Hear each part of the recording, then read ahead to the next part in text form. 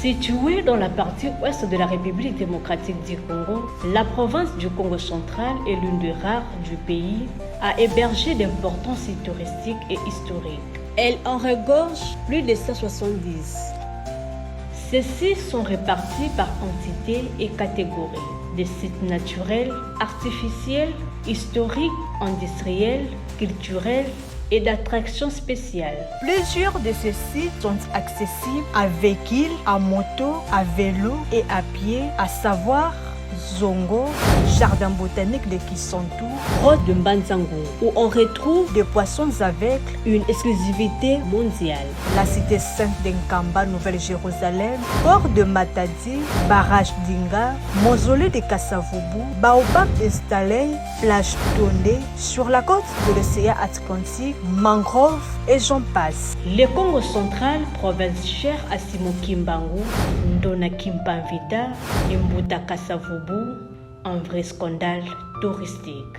Ce documentaire vous est réalisé sous le haut patronage du gouverneur du Congo central, Grace Kwanga Maswangi Bilolo, à travers le ministère provincial du tourisme, chapeauté par Jean-Cornelis Mbilou Vela.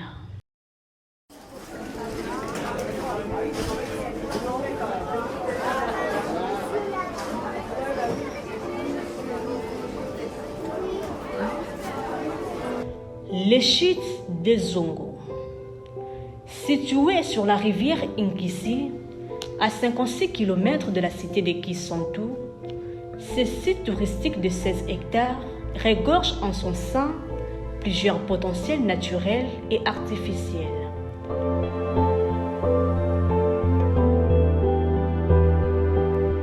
On y trouve le panneau de la légende des Zongo,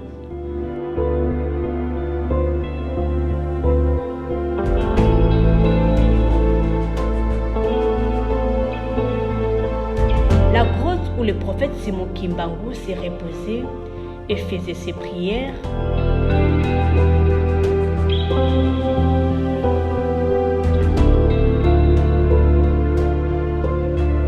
la vue panoramique de la chute, ainsi que la douche naturelle.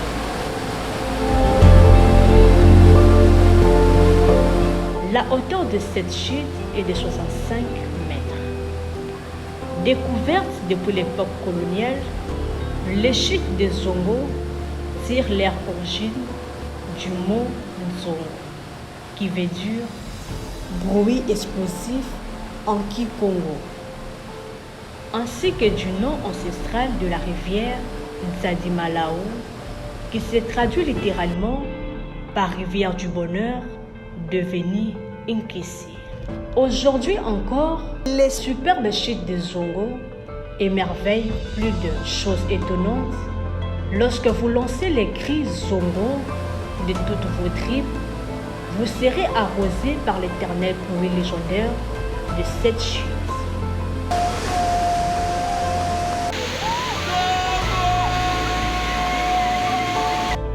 Les visiteurs qui y vont ont la possibilité d'y passer autant de jours. Depuis 2011, les différentes chutes de Zongo constituent l'un des patrimoines mondiaux culturels de la province du Congo central.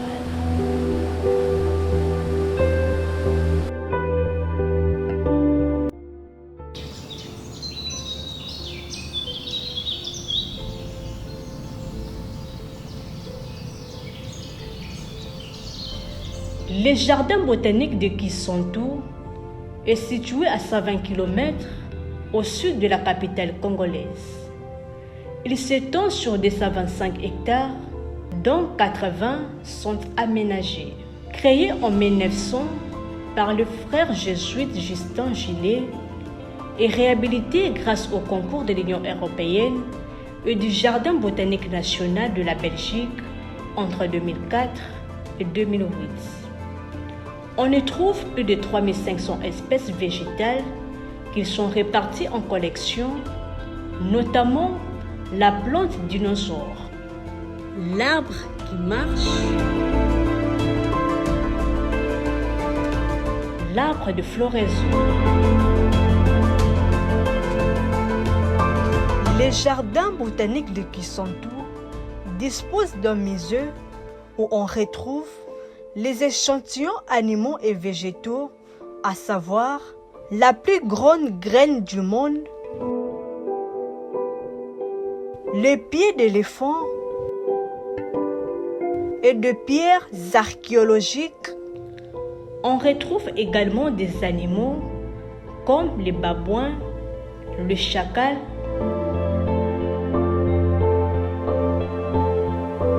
et les crocodiles femelles. Ces reptiles consomment 30 kg de viande par mois.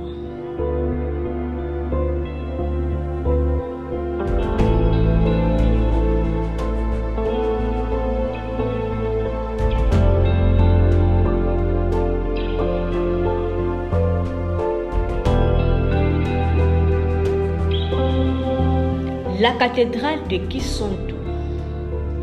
Elle est la plus grande cathédrale du pays. Notre-Dame de ces douleurs fait partie du diocèse de Kisontou, qui est une circonscription ecclésiastique de l'Église catholique en République démocratique du Congo.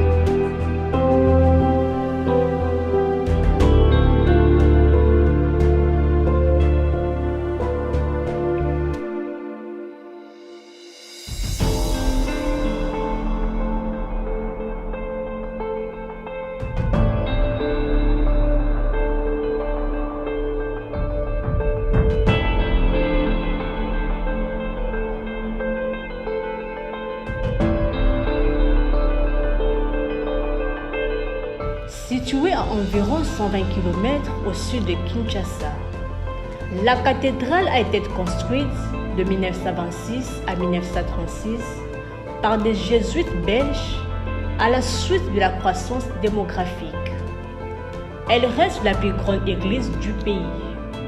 C'est dans cet édifice religieux qu'a été enterré le tout premier évêque noir en Afrique centrale, Monseigneur Kimbondo Pierre.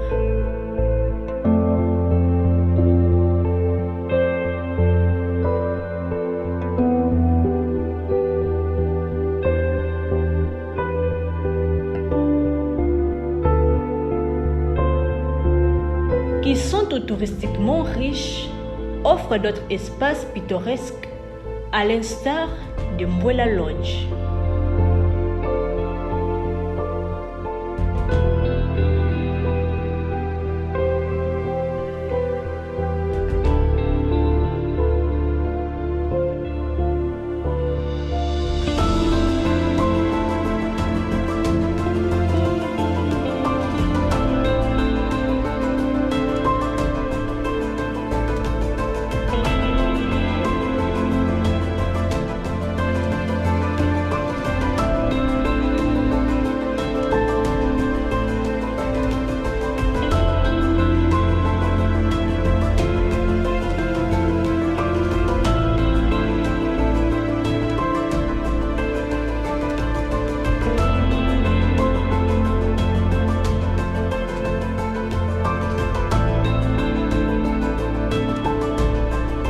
Les grottes de Mbanzangongo sont des tunnels naturels découverts en 1915 par les colonels belges Toller à 5 km au sud et de la cité dans le village de Mbambantoto.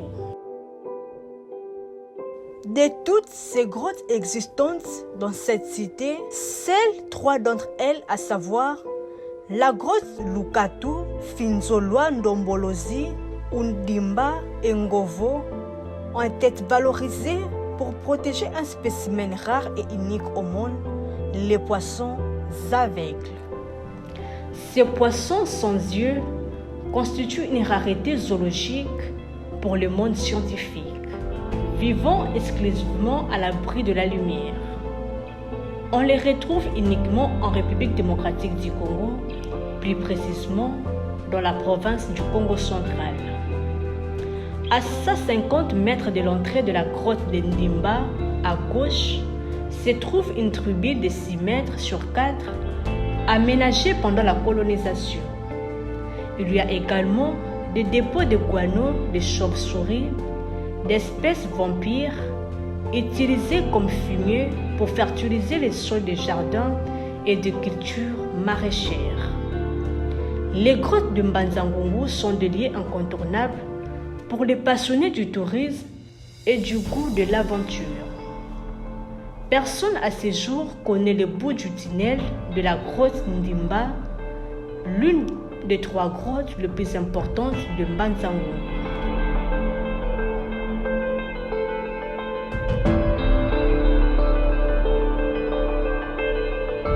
Autre site par excellence, la cité sainte d'Nkamba, appelée Nouvelle-Jérusalem par les Kimbanguistes.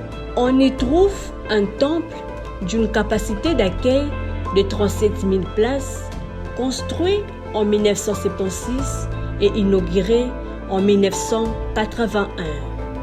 Hormis les temples dans la cité sainte d'Nkamba, se trouvent entre autres les mausolées de Simon Kimbangu, de son épouse et de ses 3 fils, les lieux de la première guérison miraculeuse opérée par les prophètes, la fissure naturelle reprenant la carte d'Afrique.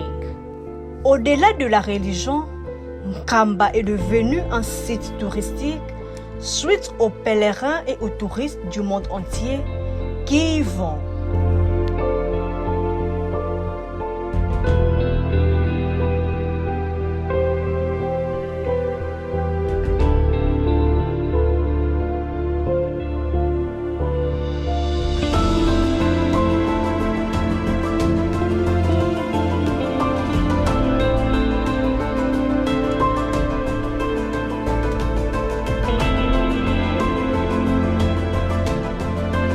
Les chutes de Vampa sont situées à Kimpese.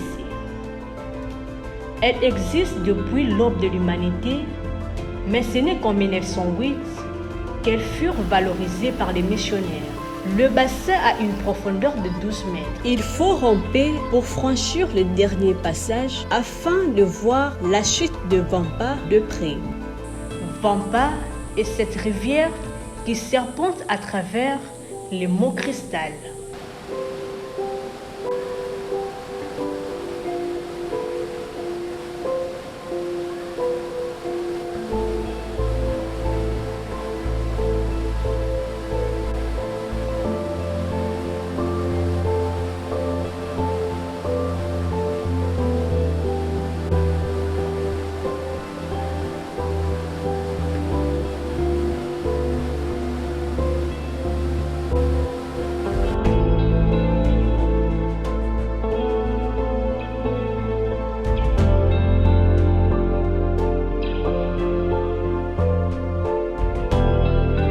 Les chutes de Londour sur la rivière Kwilu sont situées à 100 mètres du village Kwilugar, non loin de la route nationale numéro 1. Deux pierres en forme de plaquettes sont la particularité de ces sites.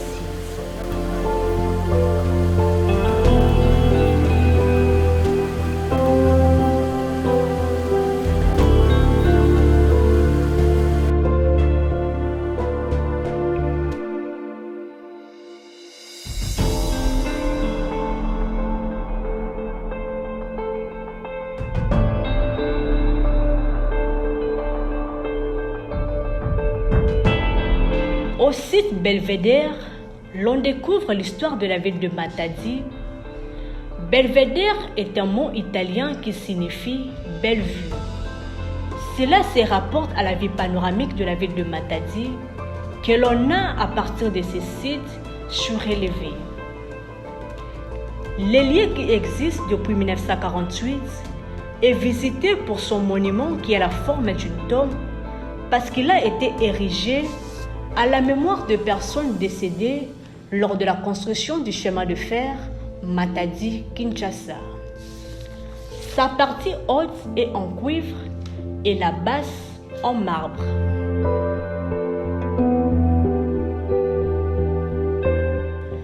Haut de 800 mètres, le mont Kinsaou, autrefois appelé Pic-Cambier, du nom de l'explorateur Ernest Français Cambier, est situé à l'est de la ville de Matadi. Pic signifie les sommets. Ce lieu donnant une vue panoramique sur la ville de Matadi, draine beaucoup de touristes. Les monuments aux porteurs figurent parmi les sites touristiques de la ville de Matadi, située à l'entrée de la ville. Ce monument est une œuvre d'art datant de l'époque coloniale érigée en pozzo. Il rappelle les souffrances endurées par des ouvriers pendant la construction de la voie ferrée reliant le port de Matadi à Kinshasa.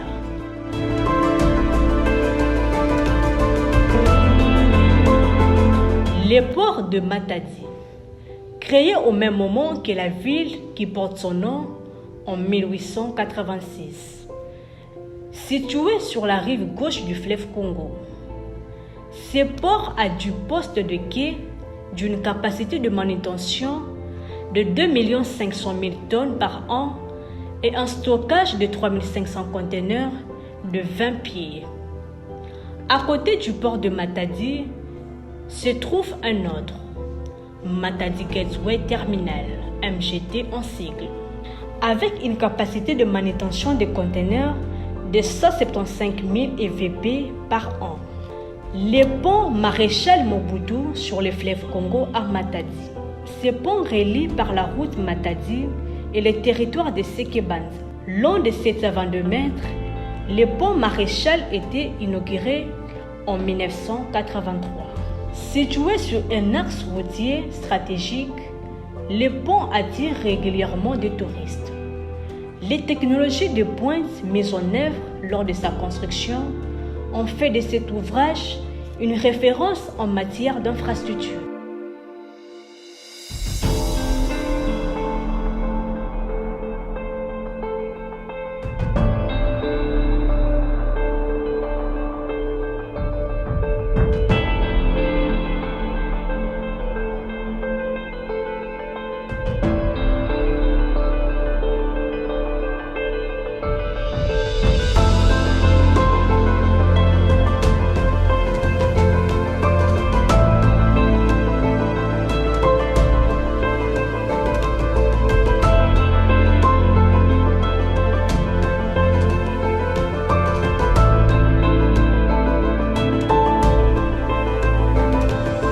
C'est dans la province du Congo central qu'on retrouve la première capitale de l'État indépendant du Congo. Vivi était l'épicentre de l'occupation du pays. Elle est fondée en septembre 1879 par Henri Monton Stanley. Située dans le territoire de Sekebanza, Vivi est en fait un groupement de 5 villages, à savoir Mbanza Vivi, Yalala, Sombo, Tombo, Lufundi 1 et 2. C'est dans ces groupements, sur la rive gauche du fleuve Congo, en face de la ville de Matadi, qu'a été construite le chalet de Stanley où il habitait. Malheureusement, cette maison a été détruite par le feu de brousse en 1981.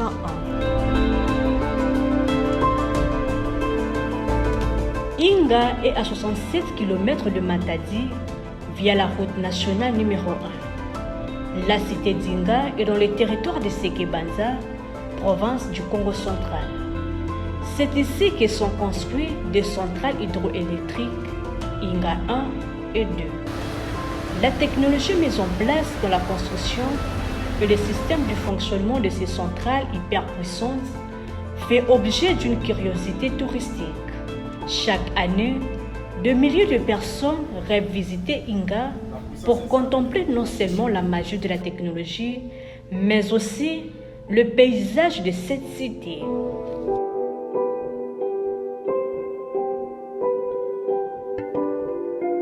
Singini, bas-fleuve. Situé à 17 km de la cité de Tchela, dans le Mayombe, précisément dans le village Lukamba-Mbemba, le mausolée de Joseph Kasavubu, premier président de la République démocratique du Congo, à la forme d'une pyramide, est bâti sur près de 400 mètres carrés. À son entrée, se dresse une espèce de coquille d'escargot percée par un épée. Au niveau de sa surface, le mausolée prend la hauteur avant de s'incliner vers la cave où se repose pour l'éternité président Joseph Kasavubu. Animé du patriotisme, bien de personnes visitent chaque année ces mausolées.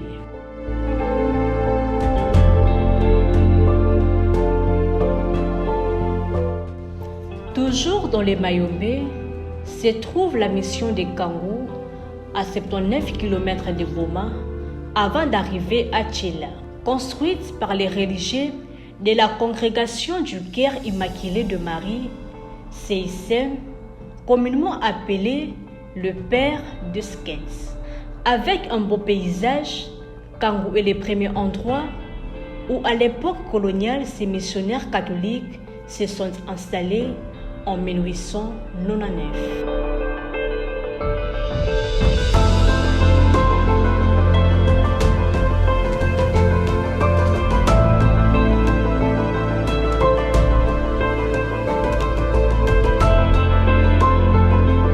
Boma, à 122 km de Matadi et à 469 de Kinshasa. Suite à son caractère historique, la ville regorge plusieurs sites touristiques. Les Baobabs de Stanley est un site historique qui raconte les premiers pas de l'explorateur anglais Henry Monton Stanley au Congo. Cet arbre avait servi de campement à Stanley et ses troupes en provenance de Zanzibar le 9 août 1877. C'est Baobab qui attire l'attention de tout voyageur en séjour à Boma à plus de 700 ans d'âge.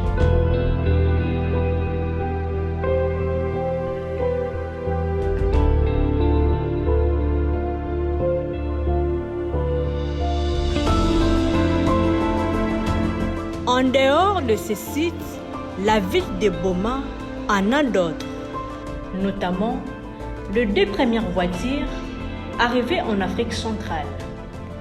La première voiture de marque Mercedes, aux pneus tubeless, arrivée au pays en 1908.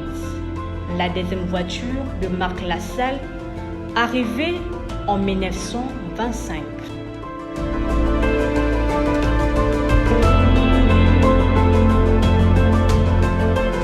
Les cimetières de pionniers ont été mis en terre, les cadres administratifs et quelques religieux de l'époque coloniale.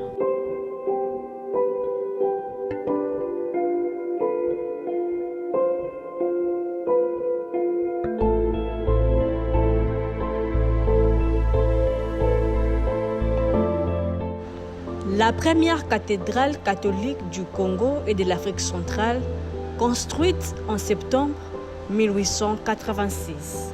Elle faisait initialement 25 mètres de longueur, 12 mètres de largeur et 15 mètres de hauteur. Elle a depuis été rétrécie pour faire place à la grande cathédrale actuelle, Notre-Dame de l'Assomption.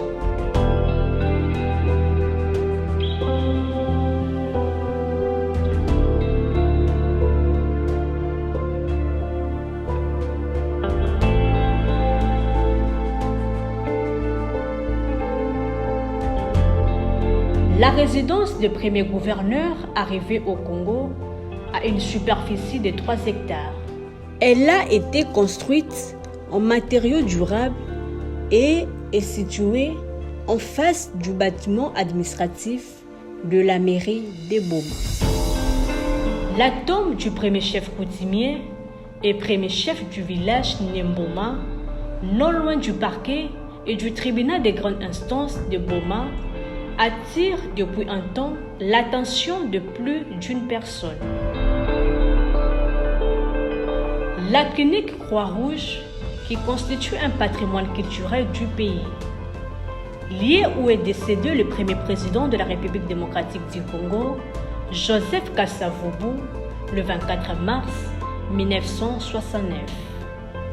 À côté du grand bâtiment de la clinique se trouve les bâtiments qui servaient de la salle de mort. Et c'est dans cette salle que le corps de Kasavubu fut arrangé avant la mise en bière. Aujourd'hui, la chambre où il est décédé fait l'objet d'attention et de curiosité.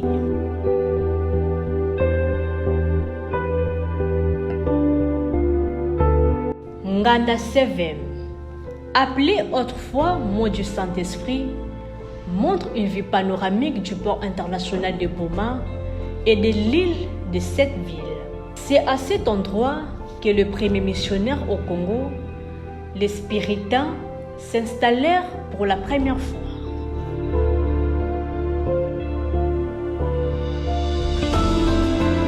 À côté de l'entrée du port international de Boma, se trouvent les lieux où fut construit les premiers camps militaires en République démocratique du Congo en 1885 par Camille Kokia.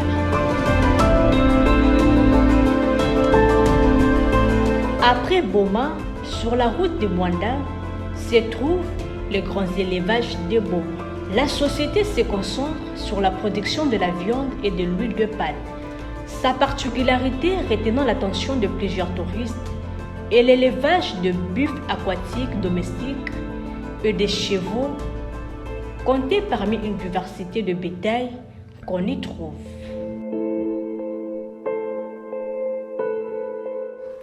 La ville côtière de Mwanda est située à 568 km de la capitale congolaise.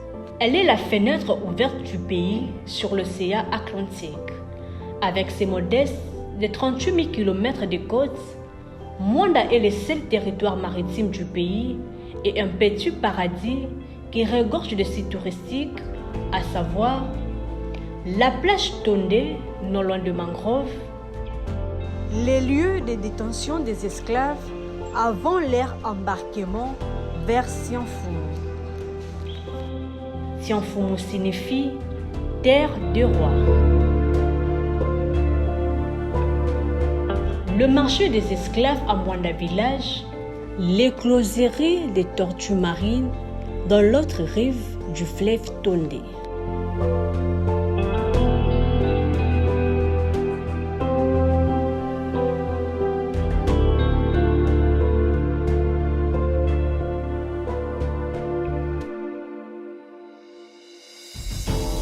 La marmite de conservation de nourriture des esclaves, toujours à Mwanda village.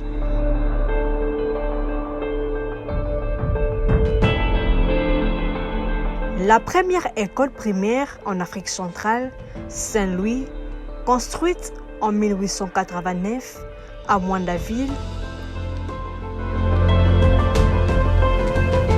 La pointe de Banana, où se trouve l'embouchure du fleuve Congo, découverte par Diego Cao en 1482. Elle est située à 5 km de Boulambemba vers Soyo. On retrouve sur la rive un pilier de pierre pour marquer la découverte de Diego Cao. Les mangroves. Encore un scandale touristique à Mwanda. Elles font partie de l'écosystème marais maritime. Le mangrove procure de bénéfices aux populations en matière de sécurité alimentaire, de protection des côtes contre l'assaut des vagues et de stockage des carbones. Les mangroves favorisent aussi la reproduction des poissons. La forêt des mangroves de Mwanda, un vrai parc marin. Sa superficie est de 768 km², située à proximité de localité Banana. La Société congolaise des industries de raffinage Socir en cycle, elle est créée en 1963. Elle dispose également d'une capacité de stockage de 160 000 m3 de carburant. Il y a également la Perenco, une autre société pétrolière se trouvant à Mwanda.